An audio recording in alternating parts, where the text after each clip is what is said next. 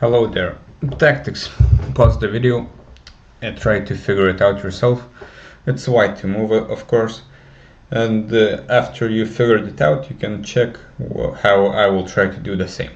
So what's going on here? Let's look for checks, captures, and attacks. White is down a bishop, I think, and a pawn as well. So we will need to do something special. What is special? Special is checkmate. So the checks, captures, and attacks. This is a check, this is a check, this. So many checks. So let's try to get rid of some moves. So queen d7, queen d6, queen e4. I don't see a continuation. Not really. Rook takes e4. King f6, checkmate. So which means he has to go here. I will take, again a check. King f6, g5, and check, and checkmate, right? Which means I don't have to check queen d5. So this is correct, and we can move on. So pause the video again, try to find the solution. So here, clearly we have to choose between d takes and f takes, and the correct answer is to take with the d pawn. Sometimes this would be very risky because of a discovered check on c5, after which the queen would hang. But our king is on h1, luckily, which means we don't have to fear that. The big problem with taking here is that our queen is undefended, and after bishop takes c5, we will have lost a pawn because we cannot take back due to our hanging queen.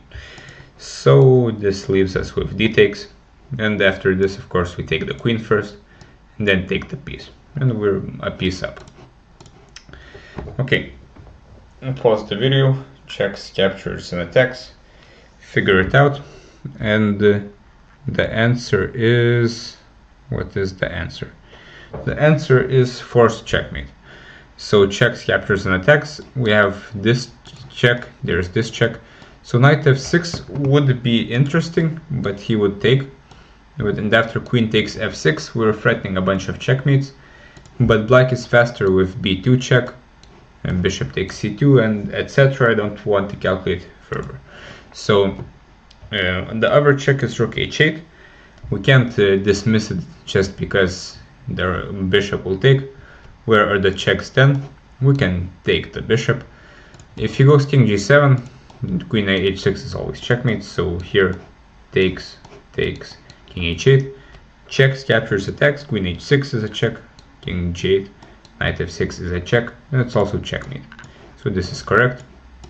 A nice checkmate after sacrificing a bunch of rooks, and the queen and the knight are enough to give checkmate. This is quite a known pattern. Okay, pause your video, checks, captures, and attacks. So our queen is attacked, but this should not mean that we are going to move the queen. So material is about equal. Okay, checks. Knight h3 is possible. Queen g2, I guess. Knight e2. So queen g2, not really.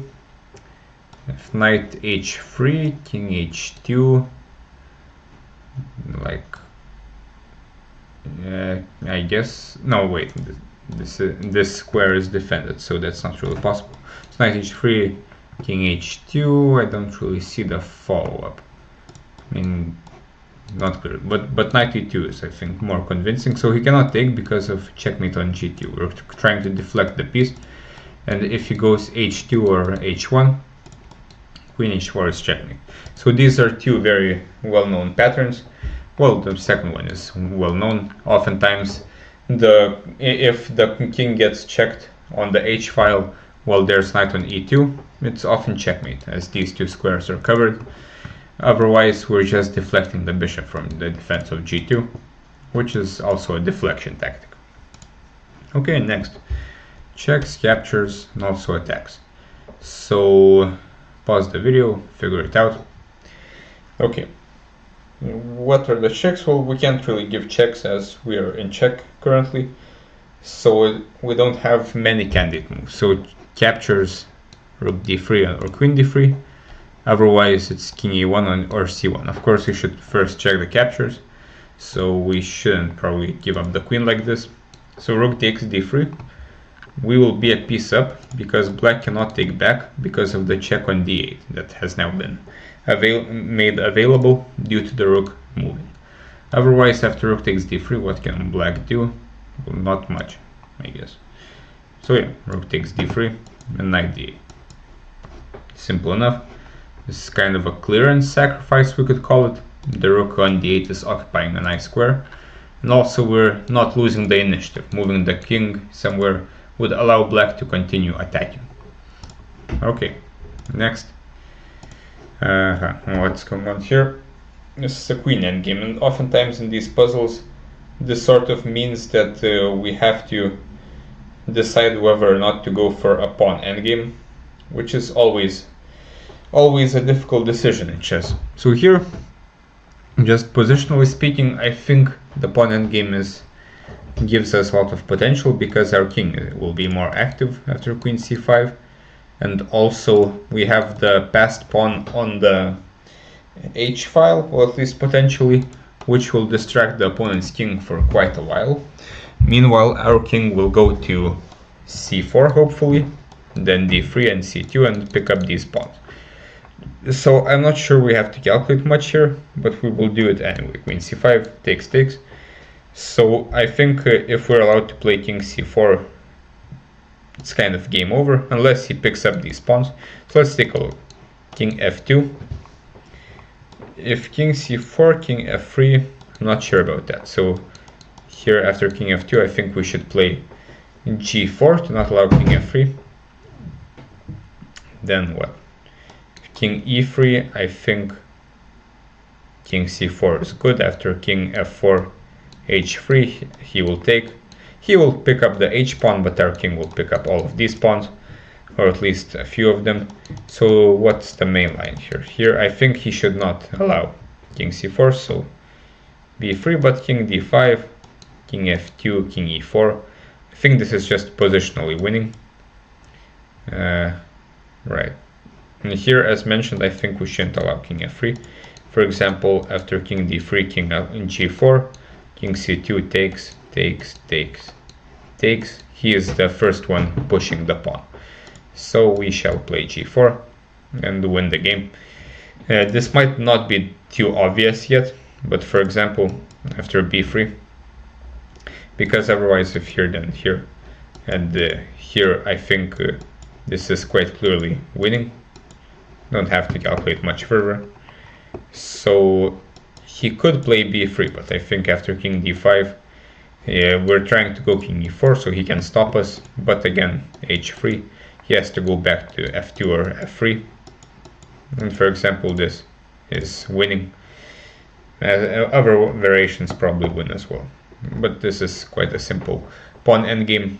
And in chess, as in these puzzles, we always have to calculate before going into a pawn endgame. So okay, next one, pause the video, figure out the solution. So checks, captures, and attacks. So what's going on here? Material is about equal. We have this very big pawn on d7, so the solution will be probably related to the pawn, as we're not really attacking the king or anything else. So how do we promote? Well, this bishop is an issue, of course. What if we just get rid of the bishop? Rook a6 pins the bishop to the king. We're threatening to just promote. If the king moves out of the pin, I guess we can take the bishop. And the black can't stop promotion next. So I'm not really sure what to calculate here. So rook a6, candidate moves for black. King f6, I guess. No, wait, as mentioned, we will promote. So yeah, this should be correct. And we will take the piece that was defending d8 and win the game like this. Okay, next. Pause your video, try to figure it out. And what's the solution here? So we're down a bishop, but again we have a strong pawn, so it will be probably related to this pawn. So checks, captures, attacks. This is the only check, rook f1. So there's king e2 or king c2. I think this, funnily, this is quite similar to the last exercise. I think again we will have to get rid of the bishop on f3. So I think after rook f1, king e2, Well, king e2, well, we can just promote, so that's not interesting. So king c2 is the only move. And we have some checks like rook c1, king b2, and promotion. We could win a bishop, but it wouldn't really be enough. But after king c2, we can take on f3. He cannot take back because we will promote. So what can he do? So rook takes f3. He can try to stop our pawn from promoting with rook a1. I don't see any other moves. And then we can take on c3. King takes, we can promote our pawn. He will take, rook takes d1. So everything has cleared out except the king is now on c3 and the rook on d1. And I want to calculate further because white does have some very dangerous pawns here. So after rook d1, I mean, I guess it should be winning because the pawns are not that far advanced. For example, after b6, rook b1, can't push, king c4, king f8. It seems like we're in time. So okay, seems correct. Yeah, let's take. Yeah, and it's not asking me to go further, but I did just in case. So rook a1 was interesting. We will win a rook, but it's not too clear. Like if their pawn wasn't here, white would have very good chances. Here, for example, c6, not really threatening much because of the skewer after any pawn push, but just in general, for example, king f8 here. Yeah, I mean, our king is in time after all. So yeah, this is winning after all. So I hope this was interesting, and see you next time. Like and subscribe.